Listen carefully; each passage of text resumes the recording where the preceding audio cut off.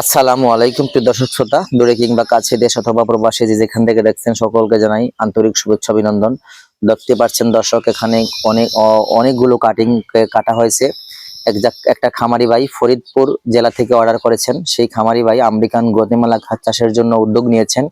কেনই বা নেবেন না? আপনারা জানেন এই ঘাসটাতে প্রচুর পরিমাণ ক্যালসিয়াম রয়েছে, ক্যালসিয়ামের রাজা বলা হয় এই ঘাসটাকে।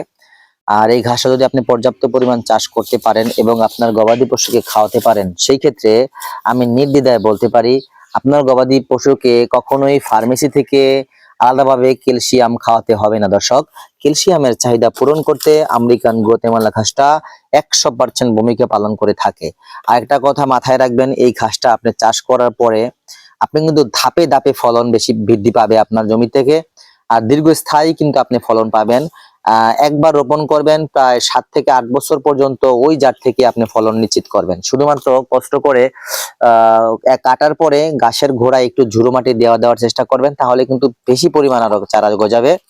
দর্শক, আর এই কাটিংটা রোপণ করার পদ্ধতি আপনারা জানেন, এটা কিন্তু জাগ দিয়ে অঙ্কুর বের করতে হয় না। সরাসরি 2-4 ঘন্টা পানিতে ভিজিয়ে নেবেন, ডুবা পানিতে। তারপরে সুন্দর করে আপনার ঘাসটা 1 ইঞ্চি মাটির নিচে দিয়ে চাপ দিয়ে রোপণ করবেন। একটু বেশি করে চাপ দিবেন, কারণ এই ঘাসটা চাপ দিয়ে রোপণ করতে হয়, আগলা রাখবেন না। দর্শক, আর আমি একটা কথা বলে রাখি, আপনারা দেখেন ডগার কাটিংটা কিন্তু বেশি পরিমাণ জার্মিনেশন আসে, আমি বলে রাখি, কিন্তু আপনারা কৌশলটা জানেন না, আমি ভিডিওতে বলবো।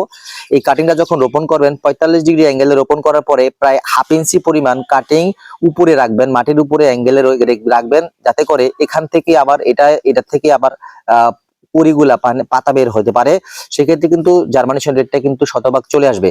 ডগার কাটিংটা রোপণ করার সিস্টেমটা বলে দিলাম। ডগার কাটিংটা বেস্ট কাটিং। আপনারা যদি রোপণ করতে পারেন, কাটিং মিস যাওয়ার সম্ভাবনা একেবারে নাই বললেই চলে। আপনারা আবারও বলে দেই, এই কাটিংটার একটু অংশ ভাসিয়ে রাখবেন মাটিতে। 30 ডিগ্রি অ্যাঙ্গেলে রোপণ করবেন, শুকনো জমিতে রোপণ করবেন। আর রোপণ করার পরে কিন্তু আপনি পানি দেওয়ার বা সেচ দেওয়ার চেষ্টা করবেন, তাহলে কিন্তু ভালো একটা জার্মিনেশন আসবে। কাটিং নিতে চাইলে দর্শক, স্ক্রিনে দেন আবার যোগাযোগ করুন। সকলকে ধন্যবাদ।